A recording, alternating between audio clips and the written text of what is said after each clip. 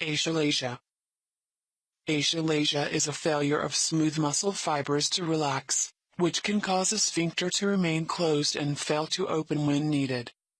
Without a modifier, achalasia usually refers to achalasia of the esophagus, which is also called esophageal achalasia, achalasia cardiae, cardiospasm, and esophageal peristalsis. Achalasia can happen at various points along the gastrointestinal tract. Achalasia of the rectum, for instance, may occur in Hirschsprung's disease. Esophageal achalasia is an esophageal motility disorder involving the smooth muscle layer of the esophagus and the lower esophageal sphincter. It is characterized by incomplete lay relaxation, increased lay tone, and lack of peristalsis of the esophagus in the absence of other explanations like cancer or fibrosis. Achalasia is characterized by difficulty in swallowing, regurgitation, and sometimes chest pain. Diagnosis is reached with esophageal manometry and barium swallow radiographic studies. Various treatments are available, although none cures the condition. Certain medications or Botox may be used in some cases, but more permanent relief is brought by esophageal dilatation and surgical cleaving of the muscle. The most common form is primary achalasia, which has no known underlying cause. It is due to the failure of distal esophageal inhibitory neurons. However, a small proportion occurs secondary to other conditions, such as esophageal cancer or Chagas disease. Achalasia affects about 1 person in 100,000 per year. There is no gender predominance for the occurrence of disease. The main symptoms of achalasia are dysphagia, regurgitation of undigested food, chest pain behind the sternum, and weight loss. Dysphagia tends to become progressively worse over time and to involve both fluids and solids. Some people may also experience coughing when lying in a horizontal position. The chest pain experienced, also known as cardiospasm and non-cardiac chest pain, can often be mistaken for a heart attack. It can be extremely painful in some sufferers. Food and liquid, including saliva, are retained in the esophagus and may be inhaled into the lungs. The cause of most cases of achalasia is unknown. Late pressure and relaxation are regulated by excitatory and inhibitory neurotransmitters. People with achalasia lack noradrenergic, non-cholinergic, inhibitory ganglion cells, causing an imbalance in excitatory and inhibitory neurotransmission. The result is a hypertensive non-relaxed esophageal sphincter. Autopsy and myotomy specimens have, on histological examination, shown an inflammatory response consisting of CD3-CD8, positive cytotoxic T lymphocytes, variable numbers of eosinophils and mast cells, loss of ganglion cells, and neurofibrosis. These events appear to occur early in achalasia. Thus, it seems there is an autoimmune context to achalasia, most likely caused by viral triggers. Other studies suggest hereditary, neurodegenerative, genetic and infective contributions. Due to the similarity of symptoms, achalasia can be mistaken for more common disorders such as gastroesophageal reflux disease, hiatus hernia, and even psychosomatic disorders. Specific tests for achalasia are barium swallow and esophageal manometry. In addition, endoscopy of the esophagus, stomach, and duodenum, with or without endoscopic ultrasound, is typically performed to rule out the possibility of cancer. The internal tissue of the esophagus generally appears normal in endoscopy, although a pop may be observed as the scope is passed through the non-relaxing lower esophageal sphincter with some difficulty, and food debris may be found above the lay. Barium swallow. The patient swallows a barium solution, with continuous fluoroscopy to observe the flow of the fluid through the esophagus. Normal peristaltic movement of the esophagus is not seen. There is acute tapering at the lower esophageal sphincter and narrowing at the gastro-esophageal junction, producing a bird's beak or rat's tail appearance. The esophagus above the narrowing is often dilated to varying degrees as the esophagus is gradually stretched over time.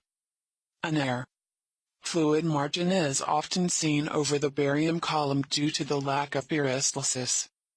A 5 minutes time barium swallow can provide a useful benchmark to measure the effectiveness of treatment. Esophageal manometry. Because of its sensitivity, manometry is considered the key test for establishing the diagnosis. A catheter is inserted through the nose, and the patient is instructed to swallow several times.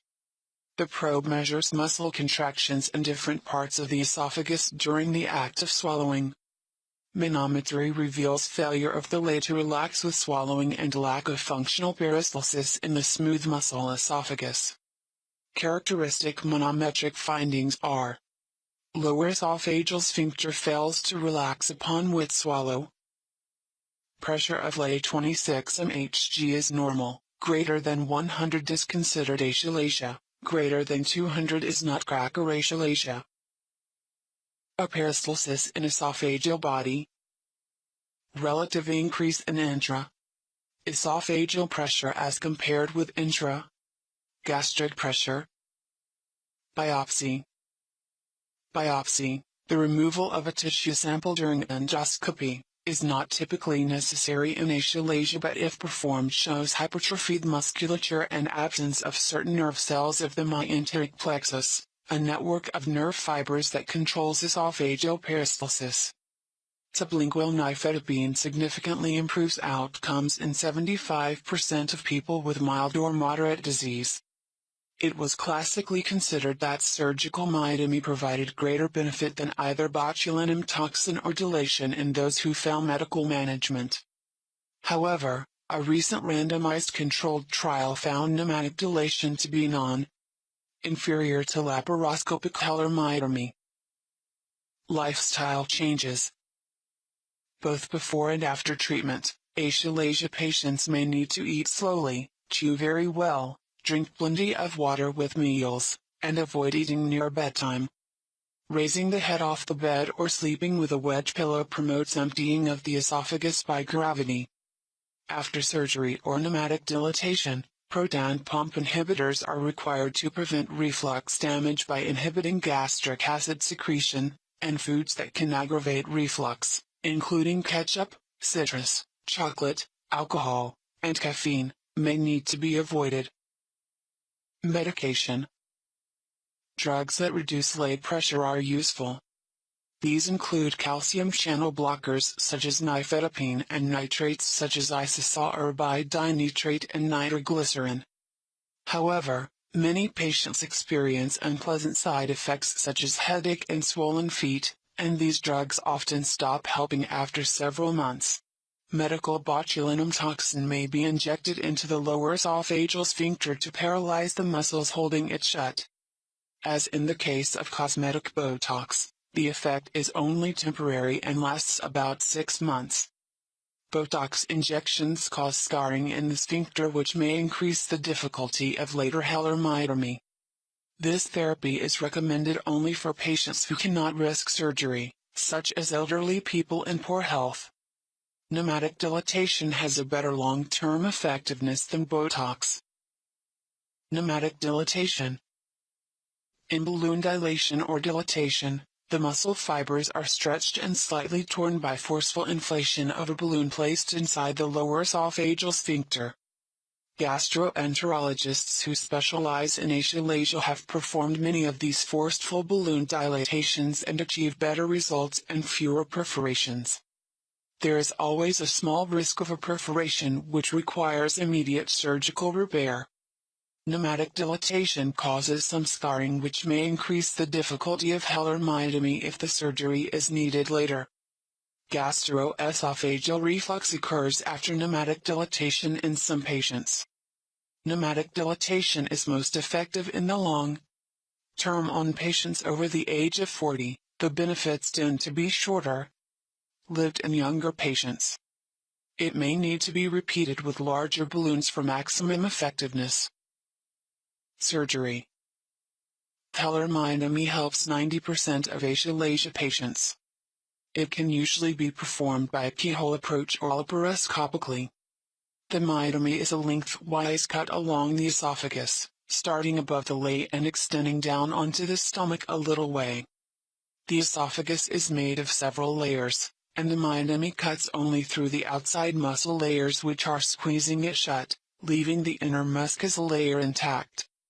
A partial fundoplication or wrap is generally added in order to prevent excessive reflux, which can cause serious damage to the esophagus over time. After surgery, patients should keep to a soft diet for several weeks to a month, avoiding foods that can aggravate reflux. The most recommended fundoplication to complement Heller myotomy is TER fundoplication, which consists of a 180 to 200 degree anterior wrap around the esophagus. It provides excellent results as compared to Nissen's fundoplication, which is associated with higher incidence of postoperative dysphagia. The shortcoming of laparoscopic esophageal myotomy is the need for a fundoplication. On the one hand, the myotomy opens the esophagus, while on the other hand, the fundoplication causes an obstruction. Recent understanding of the gastroesophageal anti-reflux barrier valve has shed light on the reason for the occurrence of reflux following myotomy. The gastroesophageal valve is the result of enfolding of the esophagus into the stomach at the esophageal hiatus. This enfolding creates a valve which extends from 7 o'clock to 4 o'clock around the circumference of the esophagus.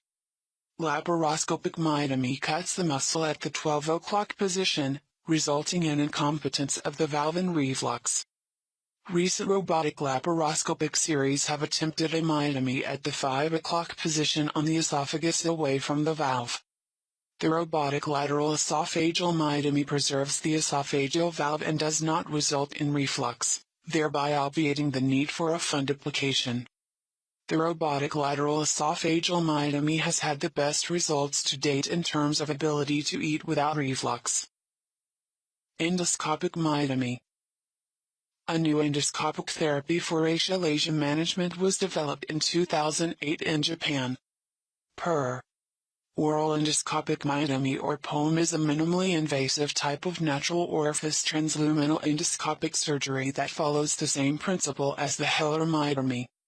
A tiny incision is made on the esophageal mucosa through which an endoscope is inserted.